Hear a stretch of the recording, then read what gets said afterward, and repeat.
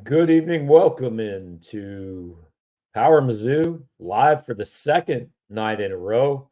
Big doings here, two shows in 1 week. But we had to get you guys some football content. Had last night with Drew King. If you haven't listened to that on State of the Tigers, it's on our front page. It's on our YouTube channel. It's in our podcast feeds. All that wherever you can subscribe to any of the offerings we give you. You can find Drew's take last night on Missouri basketball as they get ready to open SEC play. But now we bring on the main event, the reason everybody is here, Mizzou football. Jarod Hamilton here with us. It is now and for the foreseeable future, Jarod, football season for Missouri fans. I was talking to Drew actually on the way to bragging rights, and I said, I think it's kind of worked out well because like last year at this time, you were covering a team that everybody had already kind of given up on and moved on to Dennis Gates and basketball. And it was all basketball all spring. And everybody was super excited. And like you were still working hard, but it was like, yeah, but nobody's super excited. Now the roles are reversed. It's worked out well that everybody gets a season where it's like, hey, all eyeballs are on what you're doing. And then maybe a season where it's a little less that way. Well, I'm glad I had the 6-6 season to kind of ease my way into the beat, so no one's right. How could you F up the coverage on an 11-2 season? So I'm glad I got to work my way into it. I'm gonna give everybody the same disclaimer I just gave you a second ago. Got a little bit of a cold, so if y'all hear me sneezing, well, I'm not gonna do that. If you just see me mute or I just turn off my cam for a second, it ain't go nowhere. I just don't want to die. Yeah. Jason, the important things, Jason wants to know if you've slept yet.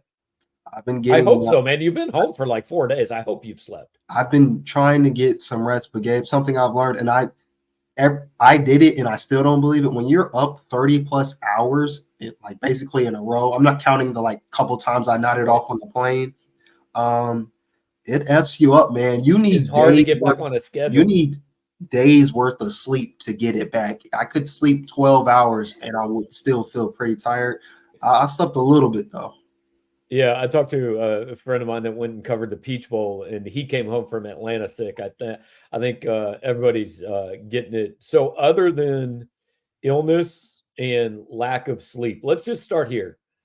Like when you look with a few days to digest it, look back on this season, whether it's a game, a play, a moment, a story, what kind of stands out to you? When you think back on this season, what's the first thing that jumps out to you?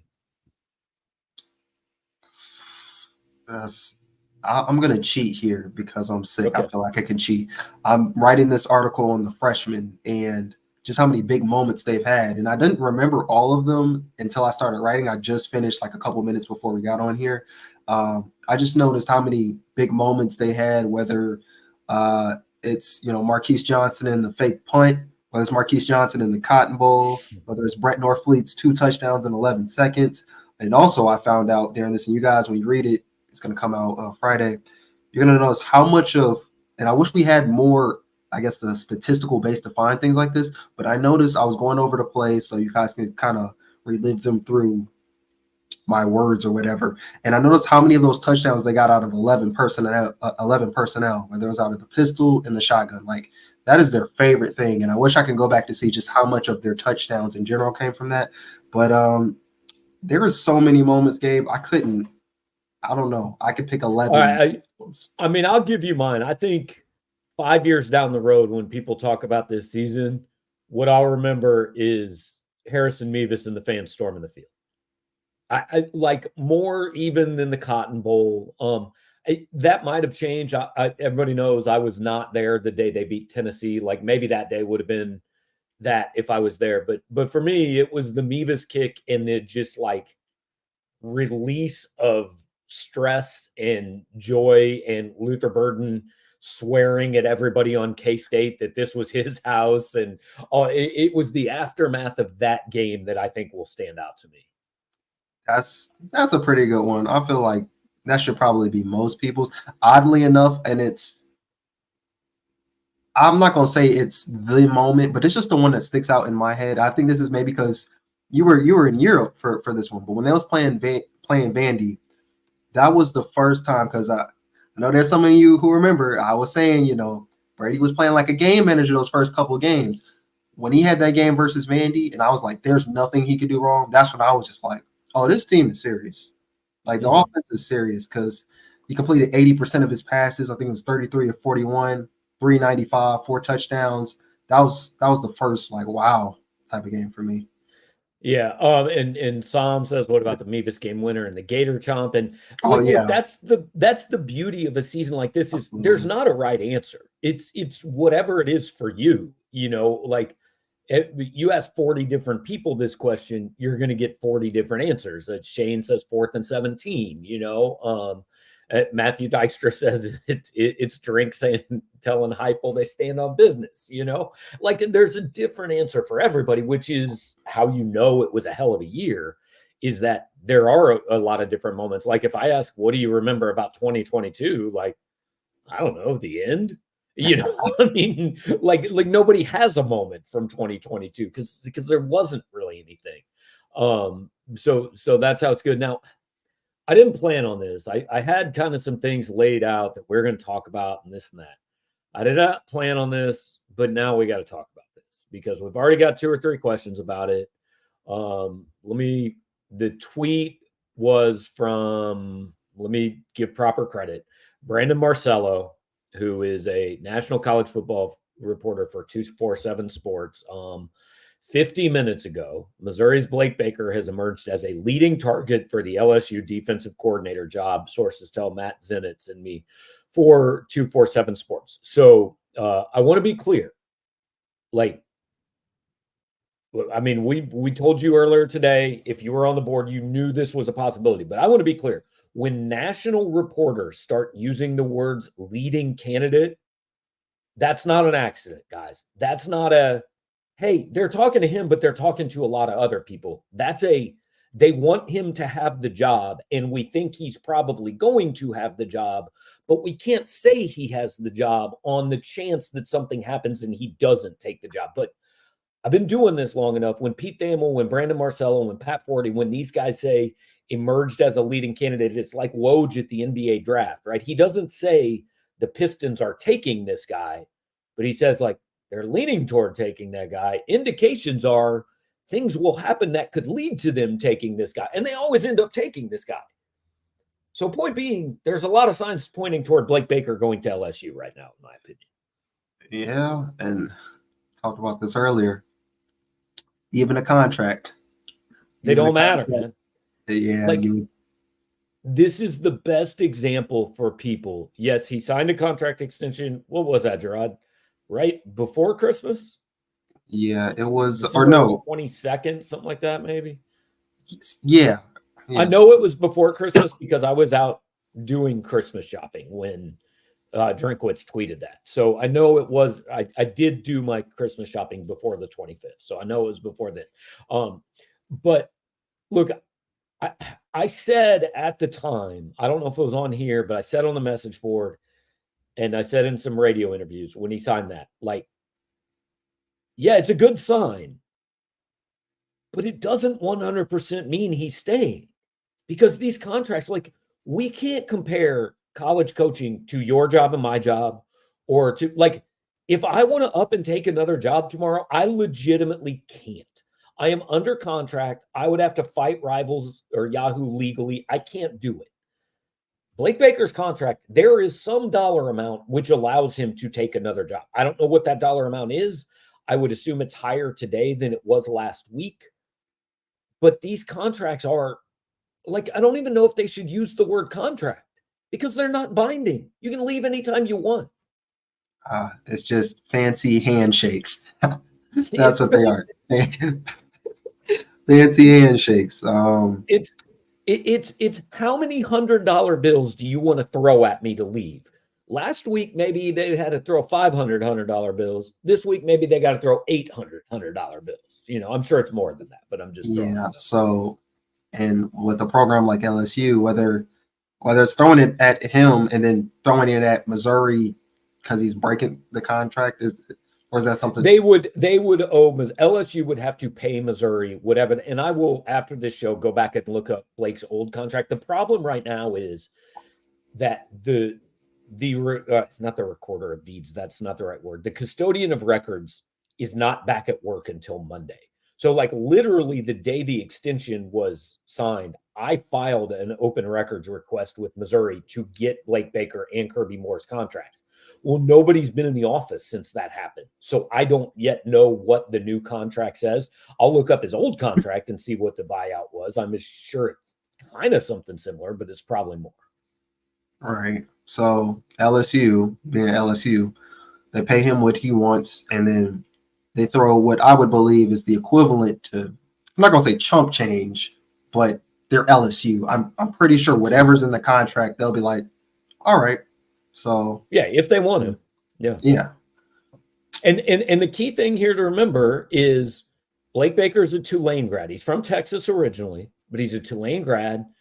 He's previously worked at LSU. His wife was a student athlete at LSU. And Jarod, I don't know if you remember when, I think it was, I can't remember exactly when it was, but at one of the press conferences, I asked Drinkwitz, like, hey, you got people talking about your coordinators. What do you do to keep those guys? And he said, look, I don't want guys to make lateral moves, but I understand sometimes there are situations where it's a better job or maybe a family situation or something that's closer to home.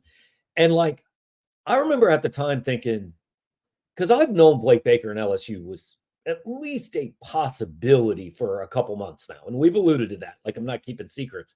But when Eli said that, I kind of thought, that makes me think of Blake and LSU. Just closer to home, family situation. It's like, hey, I don't want a coordinator to leave for another coordinator job in the same league, but sometimes there are extenuating circumstances. And that's what I thought of. It's crazy because the amount of momentum this program has had over the past, we could just say 12 months since Kirby's come in. This is really only feels like this, and their 2 losses feel like the ouch, like dang type of thing. So you win some, you lose some. He's not out the door yet. It's possible he stays. Yeah, there's more than enough reason for him to stay, not just the extension, but when I was asking him questions last week, you can tell that he does genuinely like it. Like his first response was, I signed the contract extension because of my happiness and my family's happiness. And my family's happiness is here in Columbia. So I don't think even if he was to leave, it's he was just talking out the side of his, out his neck or whatever. He really likes it here, but he may like a little bit closer to home is what I was about to say next. Yeah, so 2 things. First of all, we talked about like when the contract extensions came out, he retweeted that with the Wolf of Wall Street gif, right? That I'm not effing leaving. And like we talked about at the time, that makes it real hard to leave. Like, and that's why I have some hesitation. Like, I want to be clear. I'm not saying that I know Blake is taking this job. I don't know. But like, man, tweeting that and signing an extension and 2 weeks later, like, I know this is a crazy business, but that's up there with crazy, man. I mean, and that's honest, why I think maybe not. When you're good, I mean, your coaches may get poached. That's 100%. But like, again, I kind of keep going back to, and I know I'm kind of going back on what I said. And again, Brandon Marcello has his info, but like, it's not done by everything I understand. It's not done, but I don't know, man. Doing what he did and saying what he said over the last couple of weeks, that makes it hard to me to walk out the door. Now, look, I get guys do it, and I'm not going to pretend I know Blake Baker. I'm not going to be personally offended, anything like that.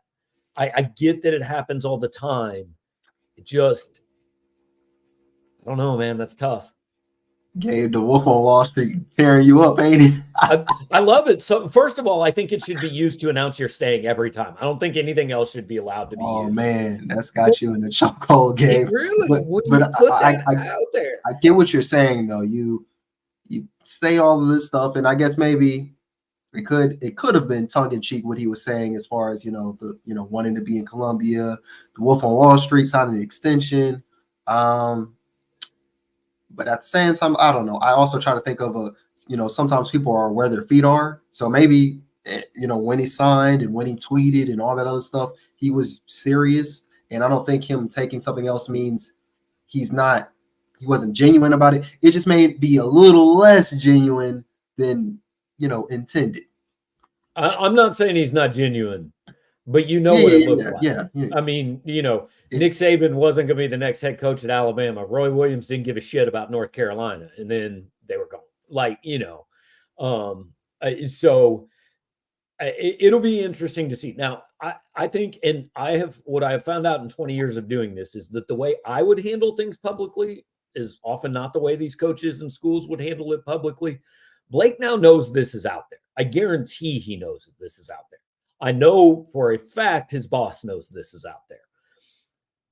If he is not taking this, if he is set on staying at Missouri, by the end of the day tomorrow, somebody should say that publicly. And if they don't, then at that point, I start to put a little more stock into it. Yeah, but because he's not going to get more money from Missouri out of this. He just signed a contract extension a week and a half ago. They're not going to come back and say, do you want another one? That's not how this works. Yeah, no.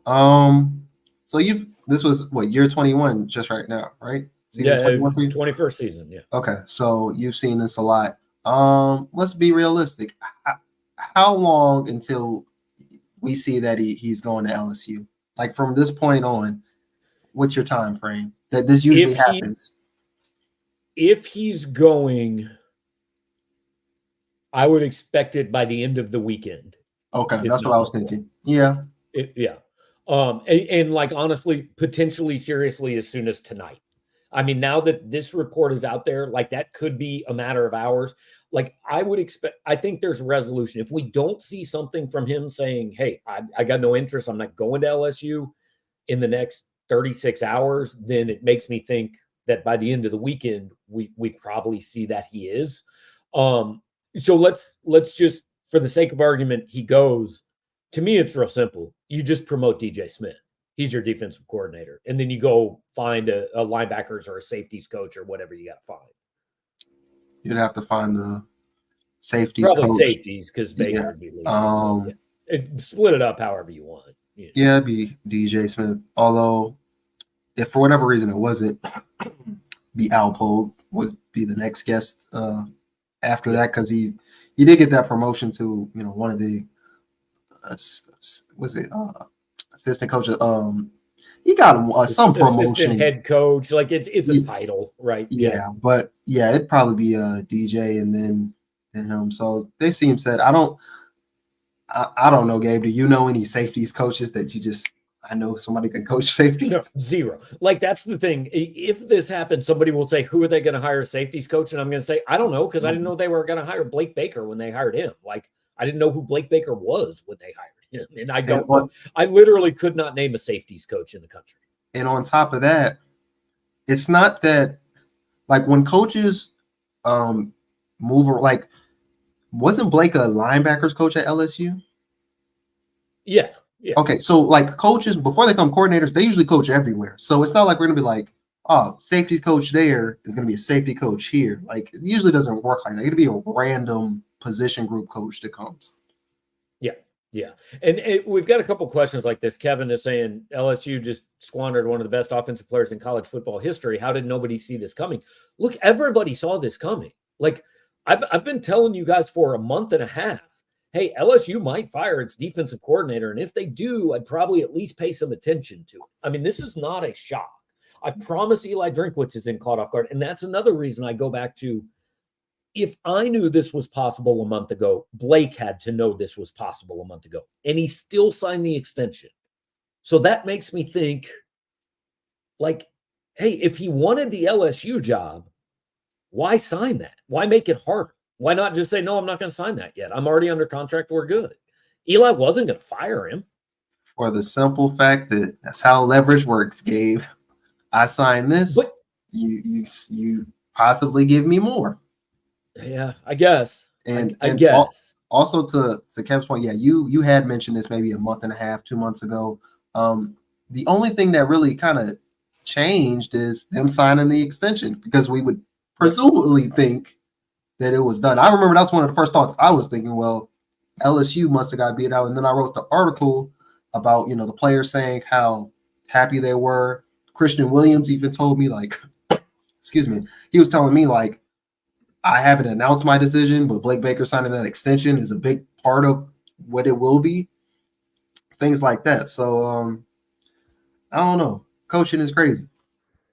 Yeah, it's and really, guys, we didn't plan to really talk about this tonight, but the tweet came out 45 minutes before the show, and I get it's what's on everybody's mind, and we'll follow it. I can tell you, I sent out some messages earlier in the day.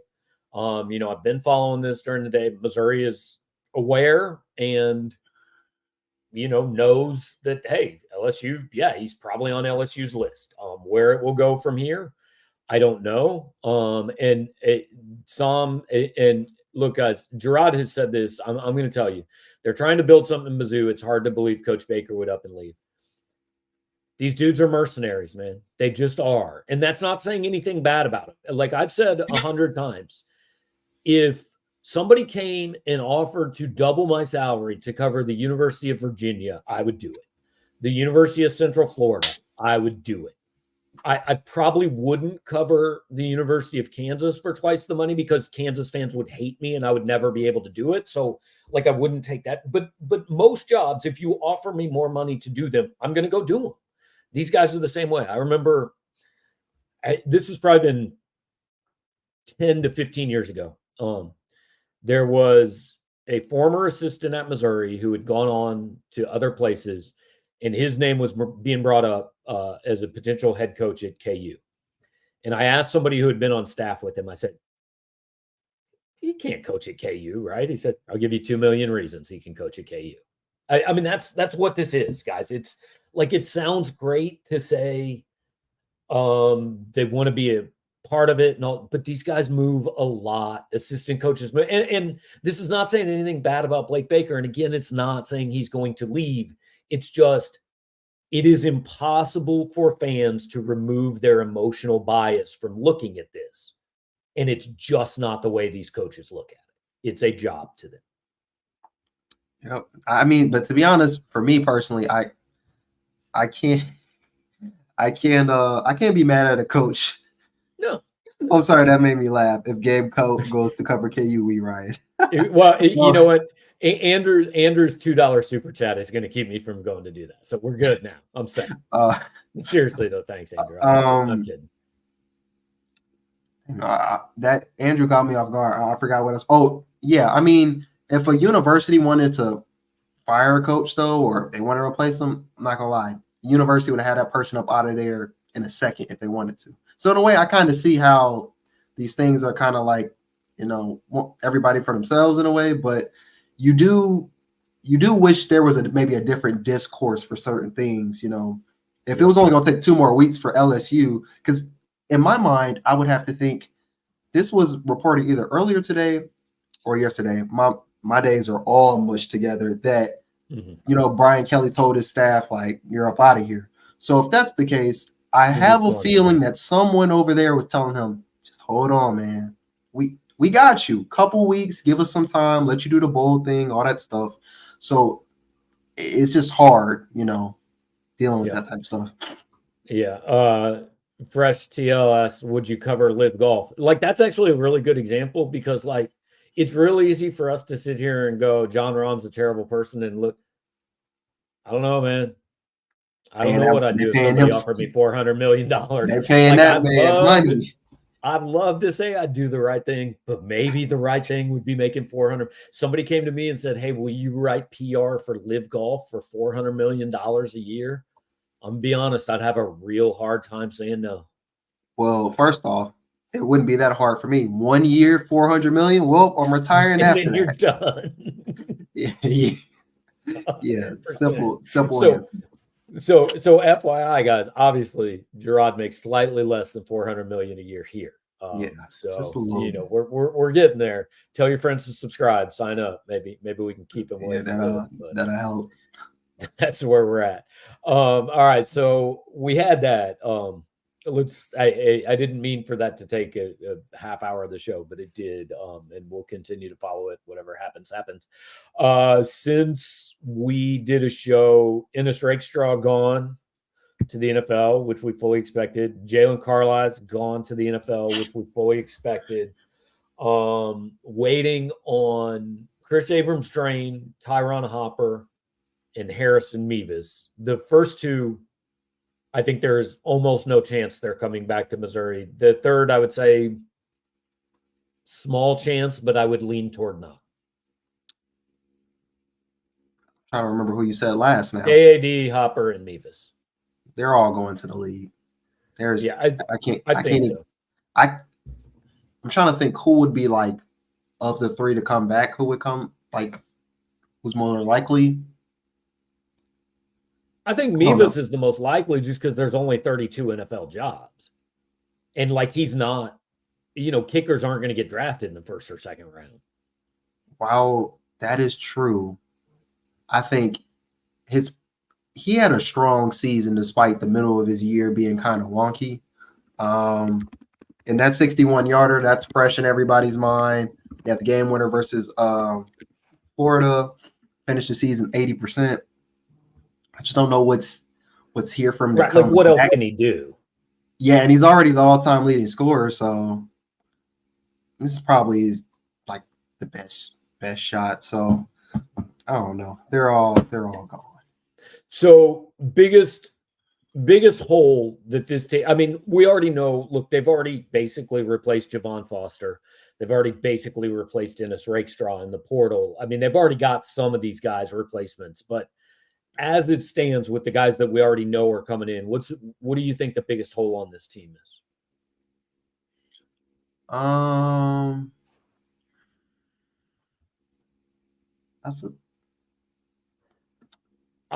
still think it's defensive tackle. I think they need another one. They just got McClellan, right? They just got Chris McClellan. But I'm thinking, is that all they brought in? That's all so far. Yeah, they've just got the one so far. Yeah, probably defensive tackle. In my mind, the first thing that popped up was, do they have a guard to replace Delgado? I'm sure you can move pieces around. Yeah, like what I've heard is like Javen Richardson is capable of playing guard or tackle. He's probably a better tackle, but he could play guard. Okay, people keep bringing up Armand Mimbo could theoretically move to guard. I wouldn't do it. He's been pretty good at right tackle, but he probably could do it. No, you don't take something you're solid, you're already solidified in to fill another hole. You just create another hole, and you don't know that. I don't think that helps anybody. You've already moved him from right guard to right tackle. You did well at right tackle. Don't move him at left guard, and just no. Yeah. DJ Collin brings up Logan Reichert's name. Yeah, that's possible. Tristan Wilson is a guy we haven't seen these guys since fall camp. So it's certainly possible that the staff really likes what they have in one of the younger guys, right? Like that's what that indicates to me at cornerback. Like Ennis is gone. They take pride.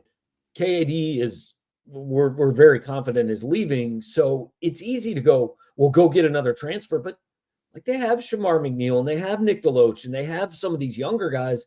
They have Drayden Norwood and maybe they actually like the guys they have on the roster and they feel just fine with it. Like I think the portal has almost overtaken us to the point where, guys have always graduated and left in college football. And in the past, you just had to have younger guys to step up and replace them. Now it's like, well, we don't care about those younger guys. Go find a transfer that we already know has played. And you do that some, but you can't do it at every position. No, you can't do it at every position. And like you said, at cornerback specifically, I mean, Ennis was on the show the other day and was just talking about how they were kind of molding Drayden for this role. Like, this is going to be your spot next year. Toriano Pride. Then you got the young guys under them. You still got Marcus Clark for another year, I believe. Another year. And Marcus Clark, he's besides KD, he's the only person who had multiple interceptions. So, I mean, great veteran piece. Also, because they kind of go hand in hand, obviously, in the secondary, they're really happy with their safety group, even with Jalen Carlisle's gone. So you still got some young, but talented pieces back there. You don't really need to do a whole overhaul of, just adding pieces to add them. Yeah, I mean, they've got, Joseph Charleston coming back is big. They've got Marvin Burks. They've got Philip Roche or Roach. Still not. I've got to learn how to pronounce that kid's name before we get to talk to him. Aiden said, could you see him taking a wide receiver? There's absolutely no need for that. I mean, look, they had 2 true freshmen who played. Josh Manning, who was on special teams. They've got 2 4-stars coming in. At some point, you've got to trust your recruiting. No way you go grab a wide receiver. No. Especially not no kid catching passes from Patrick Mahomes for the quarterback Netflix series. You got to see what that kid can do. But no, with everybody looking to come back, Weiss hasn't announced yet. But we think he's coming back. You got Burton. Yeah, we fully expect him back. So you got your top 3 coming back. Got Marquise Johnson, who's definitely paid. He's definitely got a spot. He only had 102. I expect every wide receiver who played a snap this year to be back. Exactly. And you've got, and the thing is, and maybe it was Drink, maybe it was Kirby. I can't remember. It's probably Drink because we don't talk to Kirby that much. But we talked and asked the coaches about getting some of these younger guys who kind of burn that red shirt more reps. And I remember one of them saying, like, Joshua Manning, we just got to get him on the field. Like, we used his red shirt. It was mostly special teams, but we want to get him some plays if we can. Obviously, there's a log jam up top, so we can't. But they want to get those guys, some reps, and so they're going to have to find a way to kind of filter those guys in as the top guys. Maybe head on to something else after next year. But no need for a wide receiver. Yeah, and totally Trav is asking about linebackers. I mean, they already took Corey Flagg. Chuck Hicks and Tristan Newson, who at the end of the season were the starters, are back. Baker talked pretty highly of Brayshawn Littlejohn earlier in the year. Like, you signed 2 in this class. I don't really think you have to take another one. Right, and also got a tidbit on a specific linebacker. So when I was going to get my haircut today, I saw Chuck Hicks in the other chair. And I know a lot of you guys probably don't see these guys' faces, but he's the closest thing to Devin Booker there is. And I asked him while he was in the chair, I was like, "What's up? What's up with the cut?" He was just like, "Yeah, I just had to cut it off." He told me. I asked him. I said, "When are you going to take a vacation? You going to take a break at any time?" And he said, "Nah." I said, "So when are you going to like ramp it back up for yourself?" He was like, "I was in the facility yesterday." I'm like, "Oh, y'all don't ever take days off." So, yeah, you don't. Back to your point though, don't really need no linebackers, especially after how Chuck has played, Tristan has played, and then you brought in Corey and all the other stuff you just said. They're pretty good there. Yeah. I think they're all right. One more quick one. Aiden says, do you think the reason Sam Horn hasn't left is because they're saying he's going to be the guy in 2025? Well, I think there's a chance of that, but I don't think they're guaranteeing it. But also, he's got a scholarship and NIL money at an SEC school that might be in the playoff. And he also gets to play baseball. Where is Sam Horn going to go where he has all that other than here? Okay, you made that sound a lot nicer than I was going to say he's got a scholarship to play football, but in my mind, he got that NIL money to be on the diamond. So what's the point of leaving? Unless he really wants to be a starting QB or whatever, then I can see it. But yeah, why skip out on that? There's nothing really to skip out on. Yeah, I think he'll have a chance to be a starting quarterback. Just not quite yet. Right. All right. So the outline we originally had it for this show, I want to talk about. So Missouri finishes where in the final ranking?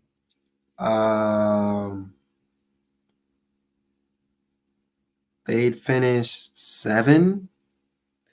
It's 7 or 8. I mean, they're going to jump Ohio State. The question is really, will they jump Florida State?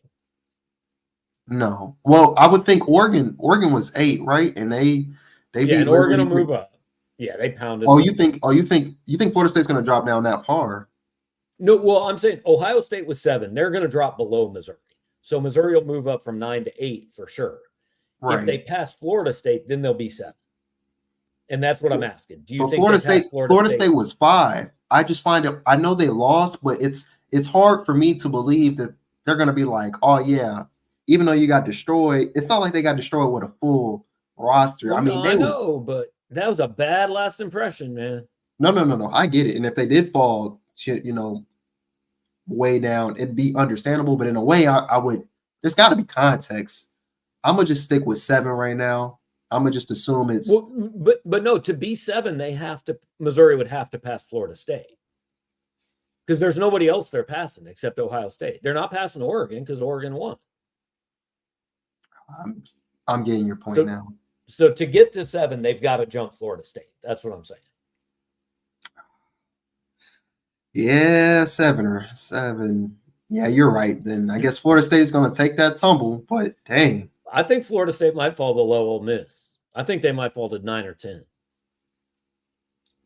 Definitely, probably 9. Yeah.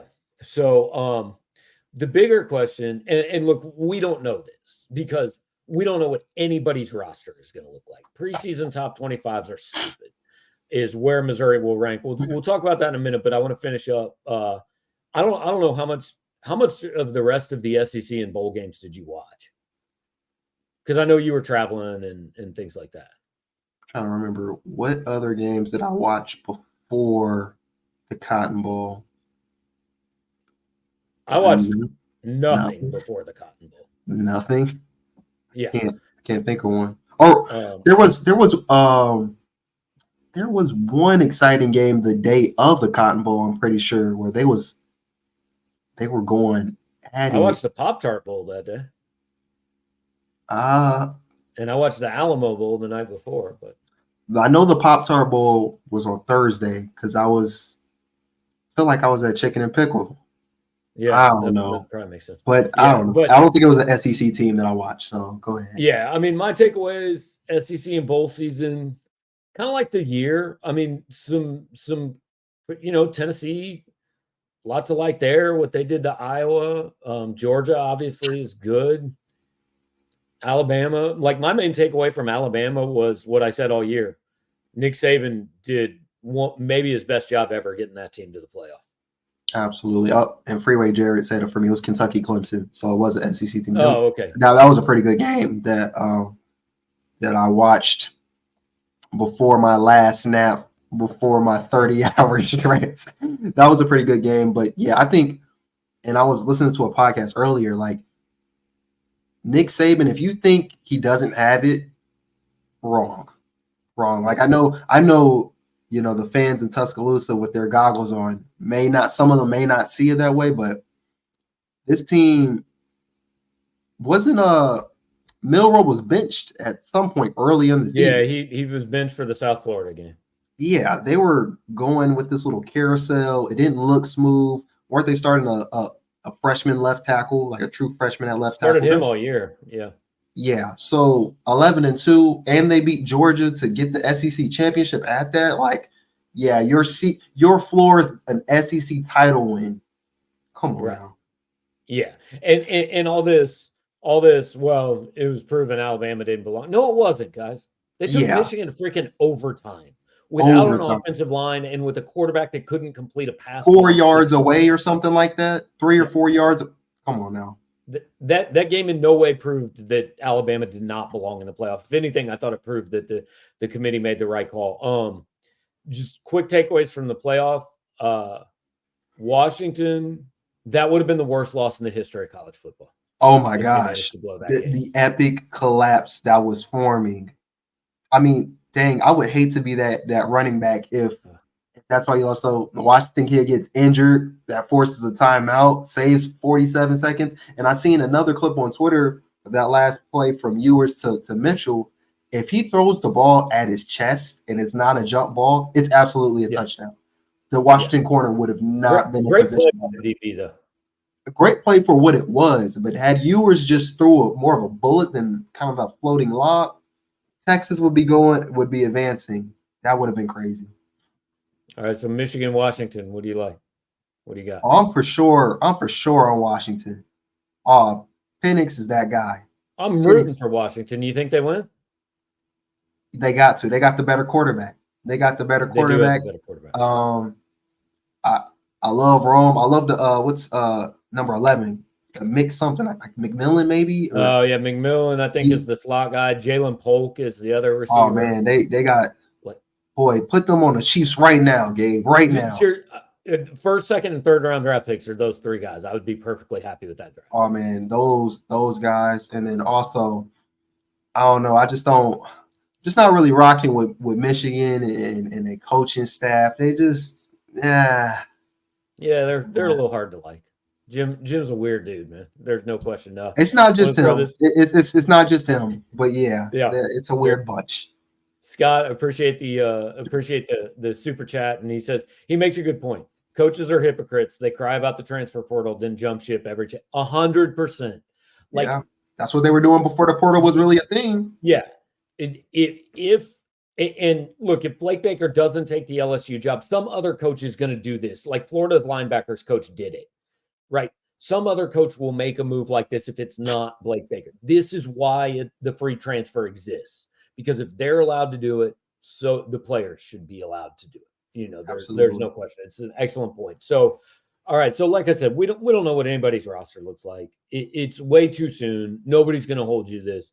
If you had to take a guess, next, August 1st, whenever these polls come out, Missouri is ranked where in the preseason?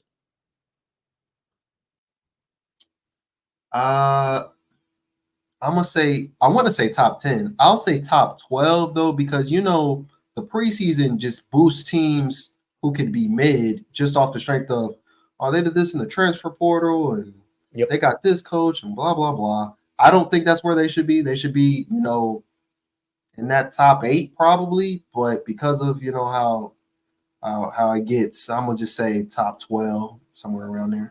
I was gonna say 12. Okay. I think they could be high. I'm very confident they'll be top 15. I think things will happen. Like people are going to convince themselves that DJU to Florida State makes Florida State a national title contender again. Maybe it does. I'm not. He was in the ACC already and he wasn't a national title contender. So I'm not sure I buy it, but whatever. But things like that are going to happen. There will be some people to get off season plays. I think Missouri starts the season somewhere between 10 and 12. I agree with that. And whatever, that's high enough. That's fine. If you start 12, if you just keep winning, you're going to be in the playoffs. So it's not really all that big an issue. I don't know. Anything that you feel like we gotta hit that we didn't before we go? Trying to think. No, I'm trying to think what we got going on for the next couple of months until spring ball, Gabe. We got transfer visits are starting this weekend. Signing day in about a month. Every day somebody either might go pro or might come back, or a defensive coordinator might go to LA. Like truthfully, what do we have? We don't know, man. We wake up every day and something different happens. Oh man. Yeah. So that'll be interesting. Can't think of nothing. Again, I'm gonna just slight preview on the article I got coming out this week on the freshmen. I told you, Gabe, I had to do a little bit of an audible with it, so I changed it a little bit to just going back over their top moments and taking a couple things Baker and Ennis said recently about this freshman class. There's a lot more moments than we remember, but besides that, I'm gonna be off for just the rest of the week. I wake up early in the morning for this drive tomorrow. So that's awesome. Okay. So you're driving, so you can't be sprinting across the Columbia Airport parking lot again. If you wake up a little late, you just leave a little later. Oh man, Gabe, I wish you could have seen me, man. They would have put me in some cleats. I promise you. I had the duffel bag, I had the backpack, and actually, Gabe, I probably burned an extra minute trying to find my keys. Once I got out the car, I lost them. I was in a frantic. I scooped all of it up with my water bottle. I'm talking about 4. I'm not gonna do too much. I'm gonna say 5.0 speed. I ain't fast. I ain't fast. There you go. But I was hustling. I want to shout out Freeway Jarod for the super chat. More than generous of you, man. Really appreciate it. You're here for all of our shows. I know you're going to be a charter member of the Power Mizzou float trip and all that. So appreciate you for being here. Appreciate everybody who has been here. Just appreciate Freeway Jarod a little bit more because he just, made us appreciate him a little bit more. That's how that works. So, but thanks to all you guys for hanging out. Like, comment, subscribe. And look, we're still going to do these, we're still going to have these probably pretty close to weekly. Things are going to happen. It's college football. It's 12 months a year. As news merits, we'll jump on here. I'll have Drew King on once a week. We'll do basketball. So maybe not exactly a regular schedule, but we're still going to be here. We're working with, I was texting with Jalen Carlisle today, trying to get him on next week, doing something kind of like Ennis. I know Jarod's trying to line up Darius Robinson. So we'll have plenty of football content for you guys going forward. Appreciate it. Share what we're doing. If you're listening on the pod, leave a nice comment, a good review. Talk to you next time.